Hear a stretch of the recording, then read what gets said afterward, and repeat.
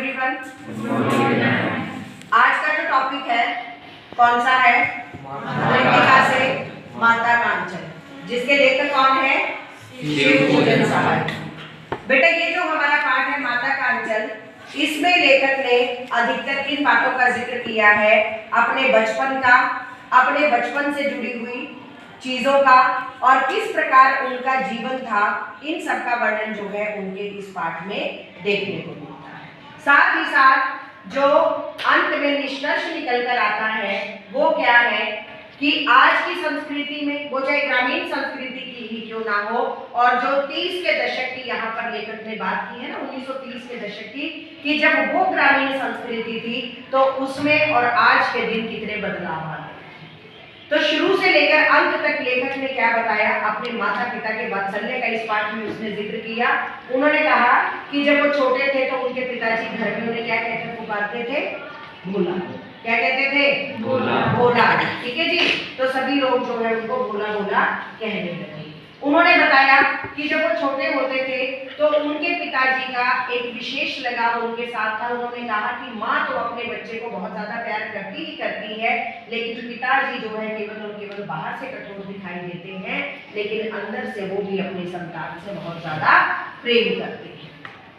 लेखक ने बताया कि जब वो छोटा था तो उसके पिताजी जानबूझकर कुश्ती में हार जाया करते थे, उसका उत्साह बढ़ाने के लिए, ठीक है, उसको खुश रखने के लिए। तो बेटा ये जो बचपन की यादें हैं कि केवल भोलानाथ तिवारी के साथ नहीं जुड़ी हुई थी, बल्कि सभी की यादें होती हैं। फिर वो कहते कि मेरे पिताजी की मूंछें थी तो मैं खेल खेल में मूंछों को खींचने लगता था, ठीक है। और भी बहुत सारी प्रतिक्रियाएं उन्होंने बताई कि जब मेरी माँ हमें भोजन कराया करती थी तो वो क्या करती थी?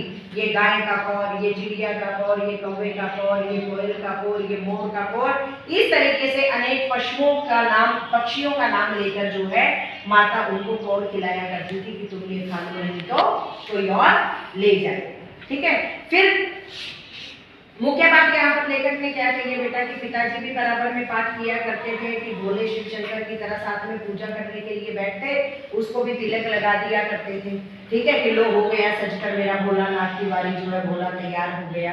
फिर वो कहते हैं कि पिताजी का इतना स्नेह था, ठीक है, लेकिन उसके बावजूद भी वो कहते हैं कि माँ के आंचल में, इस बात का नाम माता का आंचल क्यों रखा गया है कि जब भी कभी बहुत ज्यादा घबराहट होती थी या किसी चीज का डर लगता था तो लेखक कहते हैं कि वो अपनी माँ के आंचल में छुप जाया करते थे। एक बार वो सांप से डर गए थे तो कहते कि वो ऐसे दौड़े भागे, जाकर सीधा पिताजी ने कहा कि रुको रुको क्या बात है, तो इसके बावजूद भी वो रुके नहीं, बल्कि क्या किया उन्होंने? वो जाकर अपने माता के आंचल में छुप गए।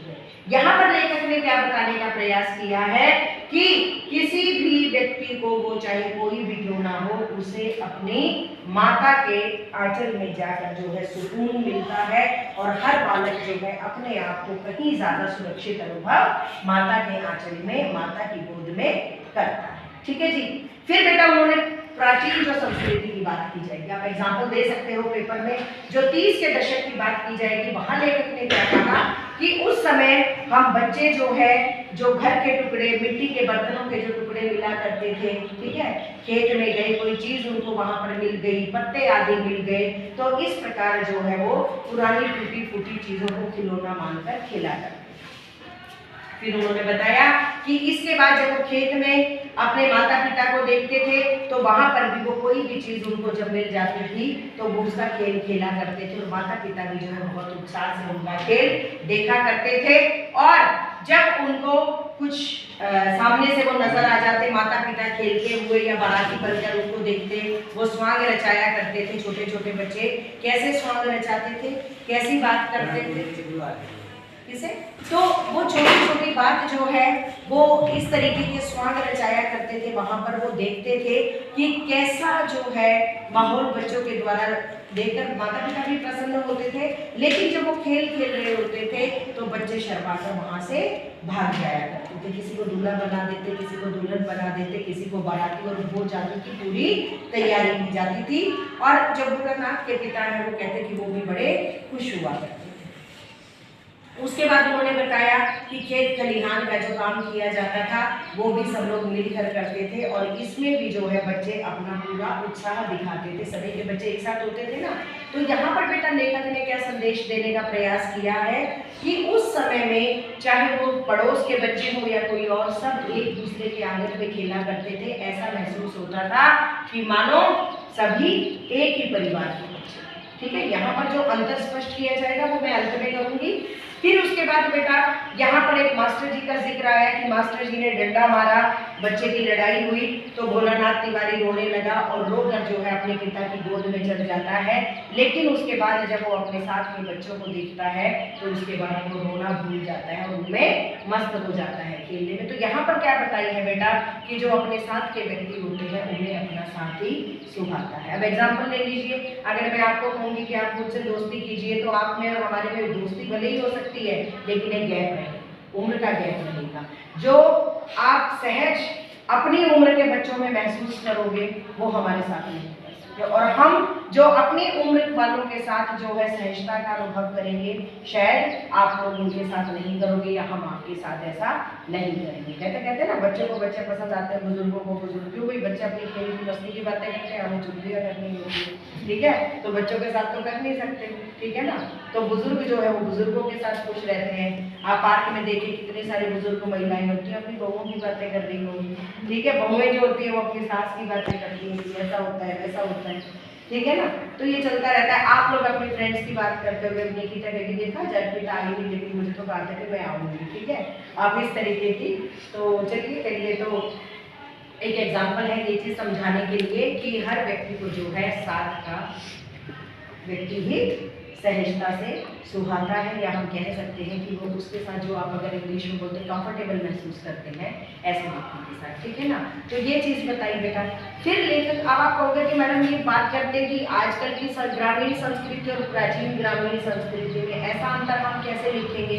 अब देखिए ये पूरी बात बता दी कि कैसा होता था कि सब लोग एक दूसरे के साथ खेलते थे, ठीक है। अब अगर आज की बात करें, अब वो मास्टर जी की भी तो उन्होंने बात की ना कि मास्टर जी ने डंडा लगा दिया तो कोई ये नहीं कहता था, बल्कि हमारे पेरेंट्स यहाँ पर बहुत सही है, वो कहते हैं कि हमारे बच्चों को लगाओ अगर वो नहीं पढ़ते तो, ठीक है। लेकिन कहीं ना कहीं हम लोग झिझक जाते हैं क्योंकि लगता है आजकल के बच्चे बड़े कोमल होते हैं, है ना, बड़ी कोमलता से इनको पाला पोसा गया तो वो डंडे की मार सहन नहीं कर पाएंगे, जबकि पुराने जो लोग होते थे वो बड़े स्ट्रांग होते थे, वजन के समान वो सहन कर लेते थे।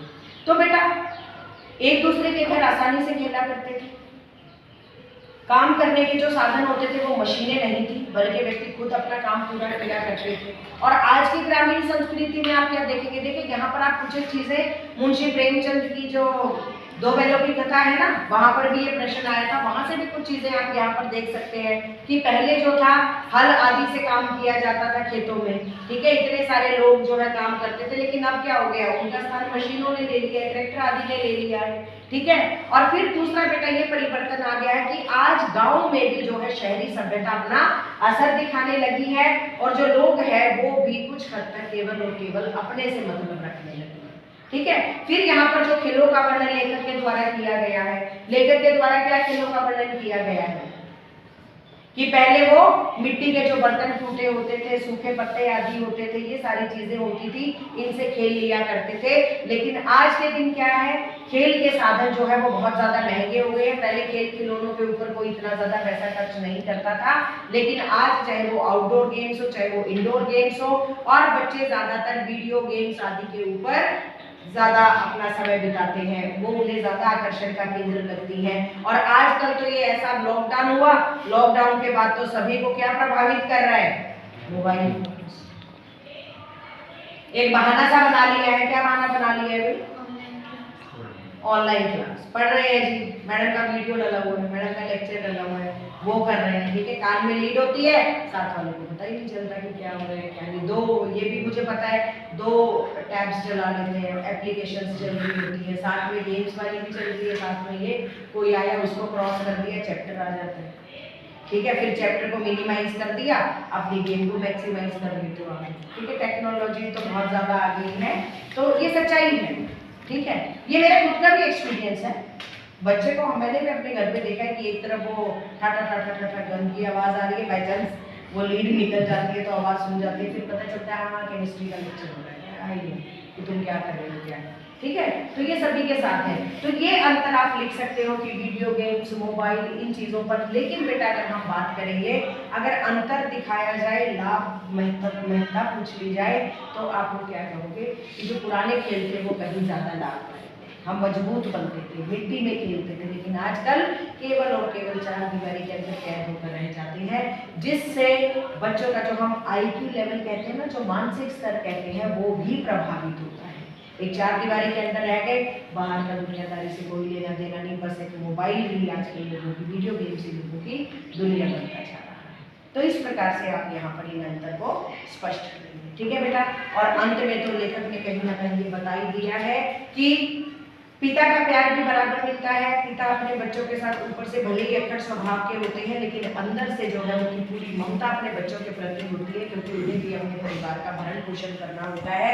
परिवार का जो पालनहार होता है वो पिता होते हैं। लेकिन उसके बावजूद भी लेखक ने ये कहा है कि बच्चा ज्यादा सुरक्षित अपनी माँ की गोद में ही महसूस करता है।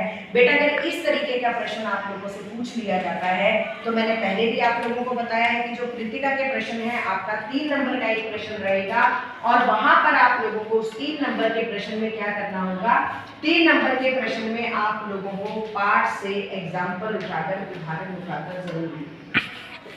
अगर ये बात आ जाती है कि भोलानाथ अपने साथियों को देखकर सिसकना भूल जाता है, क्यों, तो भी आप ये चीज लिखेंगे, ठीक है, कि भाई जो एक साथ एक उम्र के जो व्यक्ति होते हैं, उनकी जो उम्र का दूसरा व्यक्ति है वो उसे प्रभावित करता है, उसे अपने साथी मिल जाते हैं, वो खेलने लग जाता है उनके साथ, ठीक है। तो इस प्रकार वो जो है रोना भूलकर, सिसकना भूलकर उनके साथ खेल में मस्त हो जाता है। लेकिन अगर उसके साथी ना दिखाई देते तो क्या होता, वो करता रहता, रोता रहता, ठीक है। तो यहाँ पर ये चीज भी बताई गई है कि हर व्यक्ति अपनी उम्र के व्यक्ति के साथ ही जो है सहजता का अनुभव करता है, ठीक है जी। ये चीज आप लिखेंगे, ठीक। और फिर ये तो बता ही दिया कि माँ की गोद में क्यों सुरक्षित महसूस करता है, ठीक है। उसे लगता है कि माँ जो होती है वो वैसे भी थोड़ा सा रहता है फर्क कि माँ का अपने बच्चे के प्रति गलती को भी छुपाने का प्रयास करती है, कि उनका थोड़ा सा, और अगर मैं कहूँ पिता के मुकाबले में स्वभाव जो है वो बच्चों के प्रति थोड़ा सा नाजुक होता है। उनको लगता है कि पिता कठोर है, कोई मार बात ना दे, तो अपने बच्चों को वो बचाने का प्रयास करती है। और वैसे भी बेटा भरण पोषण तो जो किया जाता है वो माँ के द्वारा ही किया जाता है, ठीक है ना। बच्चे अपने माँ ही जो उनको पहला फुसलाकर खाना आदि खिला सकती है, और यही कारण है कि बच्चे सुरक्षित तो पिता के साथ भी होते हैं, लेकिन ज्यादा ममता का और सुरक्षा का अनुभव वो अपनी माँ की गोद में करते हैं, ठीक है। तो कुल मिलाकर बेटा इसमें आधुनिक संस्कृति, आधुनिक ग्रामीण संस्कृति, प्राचीन ग्रामीण संस्कृति, आधुनिक खेल, प्राचीन खेलों का अंतर, और दूसरी बात इसमें माता पिता के वात्सल्य का जिक्र जो है, ये महत्वपूर्ण चीजें हैं जो आपसे पूछी जा सकती हैं। और जो सुरक्षा की बात मैंने आप लोगों को बताई, ठीक है। और पूछा जा सकता है बेटा, इसमें आप एग्जाम्पल ले सकते हो कि भोलानाथ की माता के द्वारा जो है वात्सल्य के कौन कौन से उदाहरण जब वो बना कर उनको खाना खिलाते हैं। उनके पिता का वात्सल्य कहाँ प्रकट होता है, जब वो जानबूझकर खेल में हार जाते हैं, उससे अपनी मूंछें खिंचवाना, उनके साथ खेल का हिस्सा बन जाना, ठीक है। तो इस प्रकार जो है उनको नहला धुलाकर जो है बिल्कुल पाठ पूजा करवाना, ये सारी चीजें जो है उनके वात्सल्य को प्रकट करती हैं। वैल्यू बेस्ड पूछा जा सकता है कि आपने भी ऐसी मस्ती अपने माता पिता के साथ की होगी, तो कोई एग्जाम्पल लिखिए। तो बचपन से जुड़ा हुआ कोई भी उदाहरण आप इसमें लिख सकते हैं, ठीक है जी। तो कुल मिलाकर यही पाठ में है। और कुछ चीज पूछना चाहते हो तो पूछिए, पर मैं इसके साथ साथ में क्वेश्चन आंसर्स के आधार पर आप लोगों को बता देती हूँ। कृतिका दे दीजिए मुझे, और उम्मीद करूंगी कि अगली बार प्रश्नों के उत्तर मुझे आप लोगों की तरफ से मिले।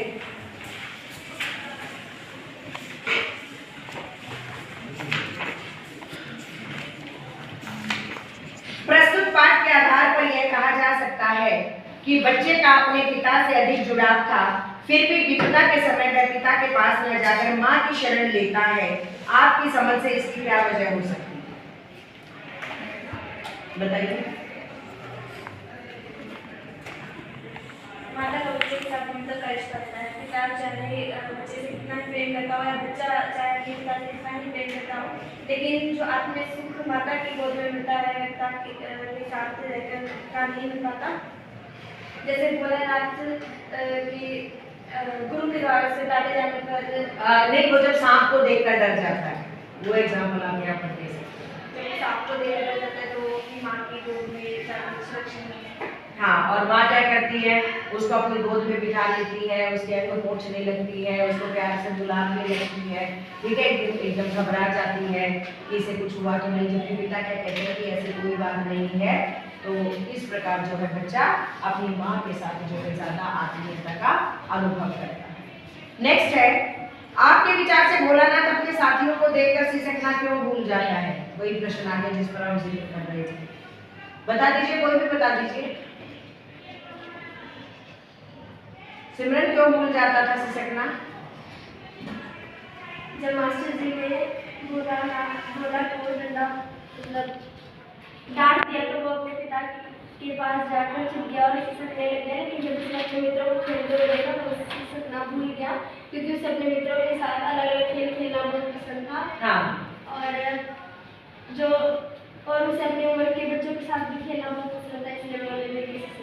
हाँ बिल्कुल। और ये बात, और दूसरी बात वही जो बताई थी, आप एग्जाम्पल क्या दे सकते हैं कि उम्र पसंद होती है, कि जो बड़े हैं वो बड़ों का साथ पसंद करते हैं और जो बच्चे हैं वो बच्चों का साथ पसंद करते हैं, और यही सब जो है भोलानाथ के साथ भी हुआ था। नेक्स्ट को रहने दीजिए। फिर है, भोलानाथ और उसके साथियों के खेल और खेलने की सामग्री आपके खेल और खेलने की सामग्री से किस प्रकार भिन्न है? क्योंकि वो 1930 के दशक की बात की जा रही है और आज का जो दशक है वो दूसरा दशक है, 21 का हो गया ना, 21वीं सदी में हम प्रवेश कर रहे हैं, ठीक है जी। तो क्या हो गया, अब बताइए कि कितना अंतर था उस समय के खेलों में, आजकल के खेलों में? क्या आंसर देंगे आप इसका? हाँ बोलो।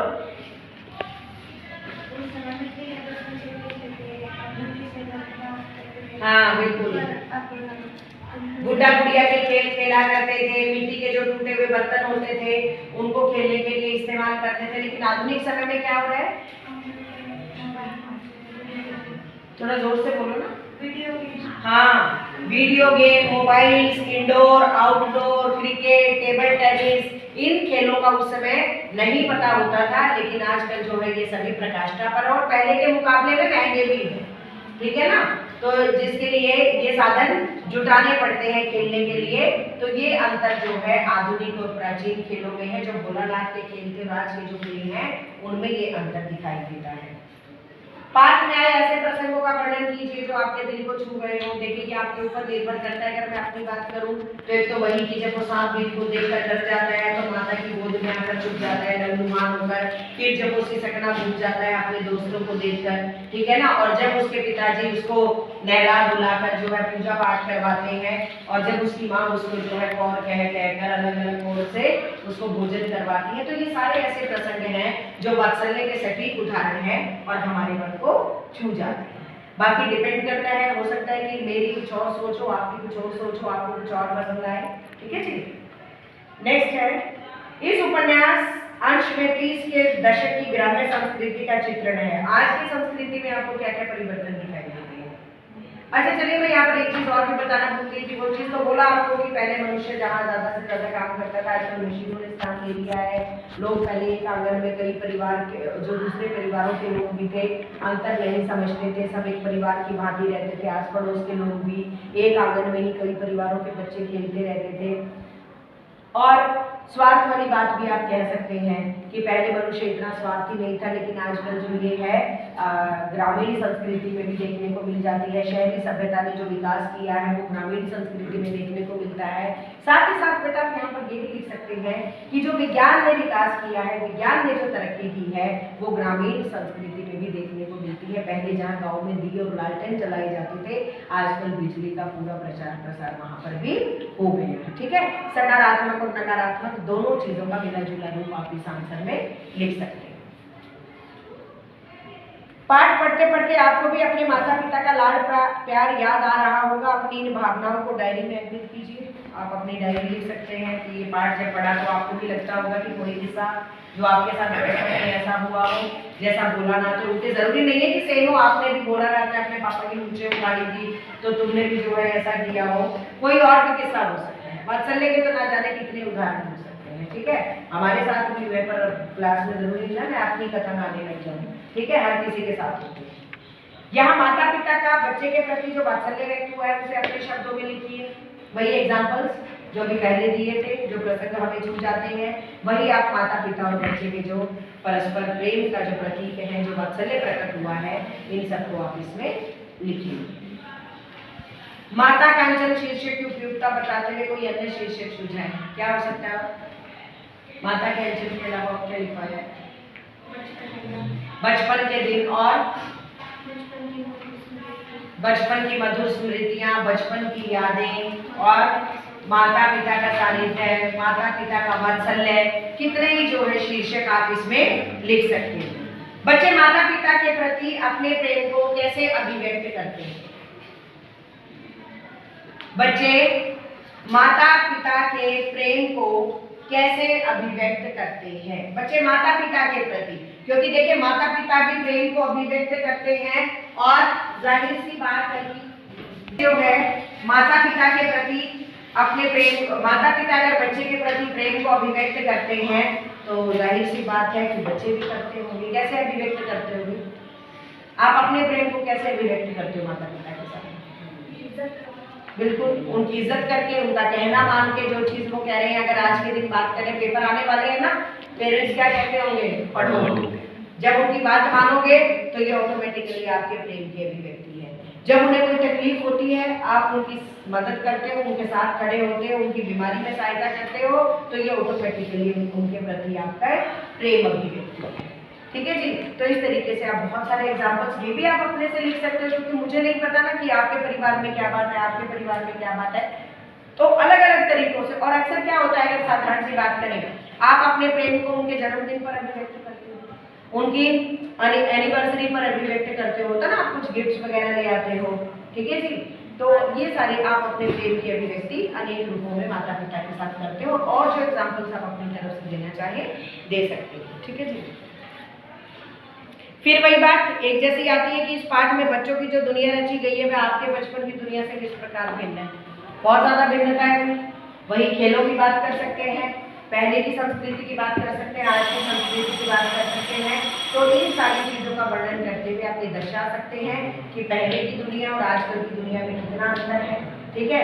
अभी पहले की बात की जाए तो बेटा, अगर हम पढ़ाई के बारे में भी आप कह सकते हैं कि शायद आज के दिन जो बोझ हमारे ऊपर, बच्चों के ऊपर इतना पड़ गया, पहले के मुकाबले में नहीं होता था। ज्ञान तो तभी प्राप्त किया करते थे बच्चे। ठीक है। लेकिन आजकल के समय में और उस समय में जो है बहुत ज्यादा अंतर। ठीक है जी। किसी को कोई कंफ्यूजन, कोई शंका? धन्यवाद।